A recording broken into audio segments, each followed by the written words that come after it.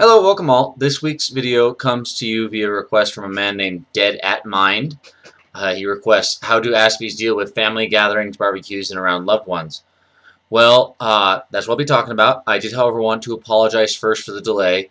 Um, I got the bright idea of cleaning my laptop. I have a Toshiba satellite. That's what I do all the videos on. And you have to completely disassemble it to include removing the motherboard before you can get to the fan and the cooling fins. And I did something. I touched something I shouldn't have. And so it's been a little wonky since then. I think I killed some of my RAM.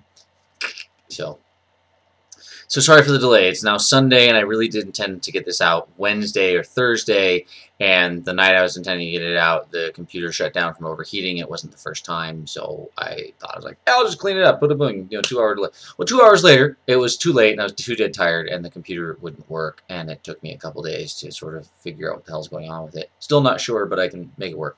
So anyway, sorry for the delay. So, how do Aspies deal with social gatherings and all that fun stuff?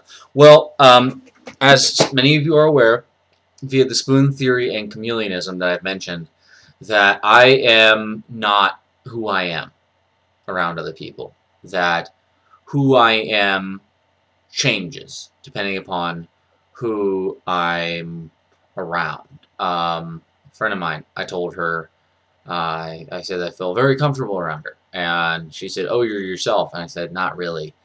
I said that I'm sort of putting on a mask. I'm more myself than most people with you, but I'm still who you expect me to be.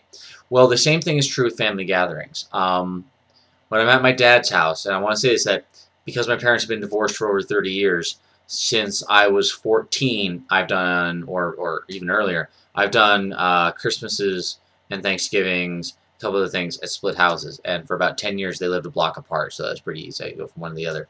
Nowadays they live 45 miles apart, so it's a little rough.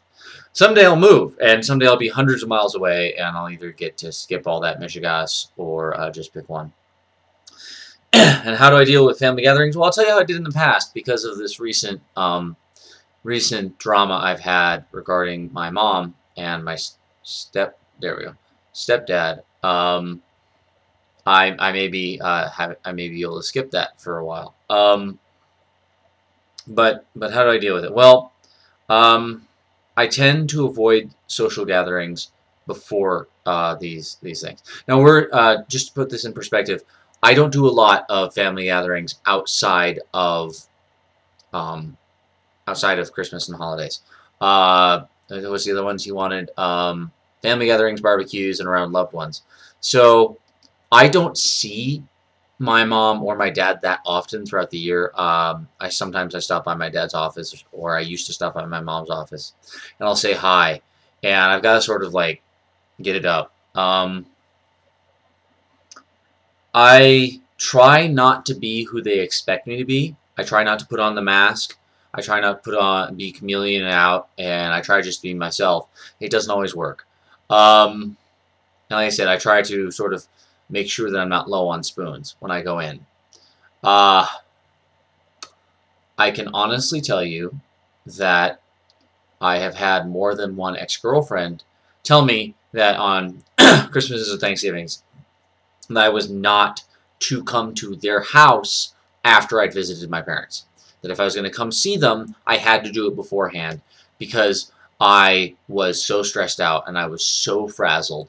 So I can honestly tell you that for me, family gatherings, like blood family gatherings, are just the worst. They're incredibly stressful for me. And I've heard other Aspies say the same things. Conversely, I've read David Finch's book, many of you have, where he talks about family gatherings not being so stressful. That in fact, maybe like work and whatnot is more stressful for him. Personally, for me, my chosen family is a lot easier to deal with, including my ex-girlfriend. She's among my chosen family. And I can just go up to her and she can be like, "How's it been?" And I can just be like, it's been stressful. And she'll give me a hug, and life's cool. And that's pretty much true for my whole chosen family. For my blood family, it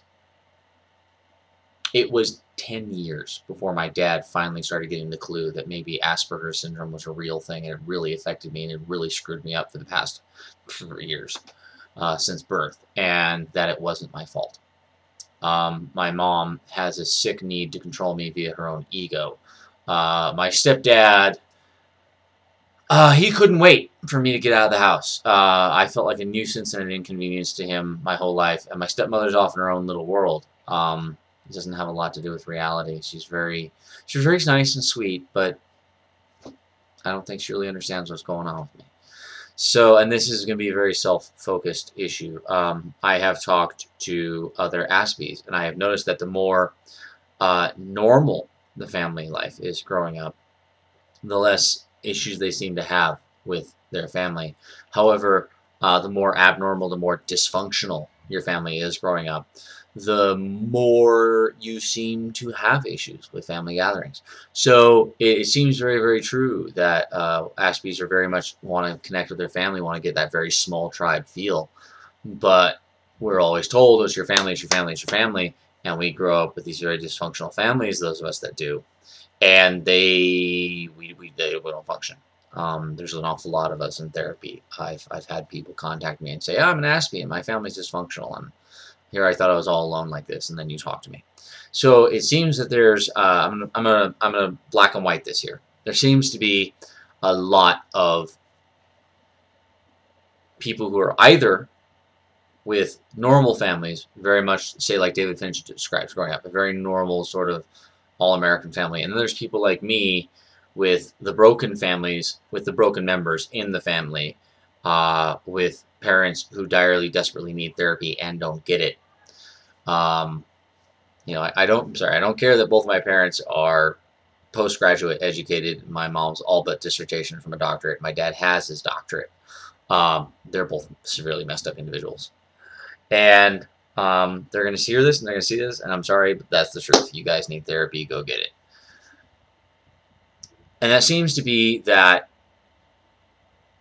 no matter what, though, the common thread is that we all put on masks and we all become who we are. So I can definitely say that when it comes to family gatherings and barbecues, I deal with it like I deal with all social gatherings. I sort of make sure I'm going to have a decompression space I can go to afterwards. Strangely enough, sometimes that has meant simply going out and having coffee with my friends. Simply just going out and just bullshitting and just chatting and just no stress, no nothing. So sometimes it's sitting in my room. Sometimes it's watching a movie. Sometimes there's a few things that I can do that just sort of relieve the stress for me. And I'm pretty sure this is not always true for every Aspie. I'm pretty sure that some Aspies, they need to be doing their one thing, their one way. And then there's others that maybe it's just exactly like me, except even more so. That just getting away from the situation, just being in the car, just being somewhere else, is true. And that's pretty much a human trait. I know neurotypicals. I've been given rise to people, and this is more girls than guys will admit this, at least in my experience. They'll say, get me out of here. I need to go now. And I need to be somewhere else. And I've done that. And I've had that with my exes. They'll be like, I need to be away from my family. I need you to take me. I need it to be just us. That's one of the reasons why I want a relationship. I want a wife that I can come home to, and she can be my decompression space. Not offloading my emotional baggage. Just being around her makes me calmer. And I've had that experience before with some of my exes, and that's something I recommend. Honestly, for an Aspie, I know marriage is hard, but from what I've seen, if you can do it, if it's within you to be married, do so. Because that person can be your decompression space, and they can be yours. And this is not just an Aspie thing. This is a human thing, okay? And it's one of the very few human endeavors that Aspies really can benefit from, just as much as neurotypicals. So to sum up, how do we deal with it? Carefully. We need to, at least I personally, and a lot of people I've talked to, need to sort of prepare, sort of not do things that would cost us spoons before the family gathering, and then go to the family gathering and then come back. On holidays, this has been my day. I have literally had this happen. This is when I burnt out with my girlfriend, and she said, you need to go home. You are too stressed. Woke up, went to my friend's place, turned around, went to my dad's place, turned around, went to my mom's place, turned around, drove to her place, drove home. I drove 120 miles. I didn't leave my city. And I was just frazzled. So I don't do that anymore. One of these days I'd really like to just go to one parent's house or the other and just not see the other half of the family for no other reason than it's that incredibly stressful. Having to not scream at people in my family is really tough. I've had a brother of mine come up and say, dude, you want to go outside and talk? I'm like, what do you mean? He goes, you're vibrating with stress. And it's pretty good. He's getting married later and he's having a kid, so I'm going to be an uncle. I'm actually going to be an uncle twice because his soon-to-be wife already has a son. So I get two nephews in one shot. And a sister-in-law. And anyway, so yeah,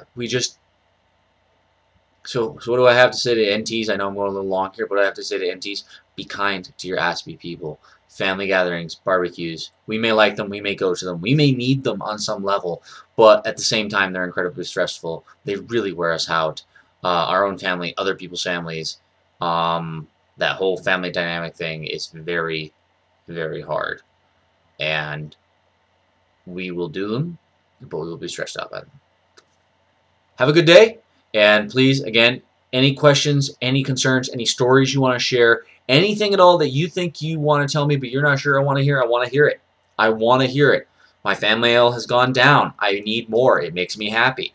So, you know, let's hear that.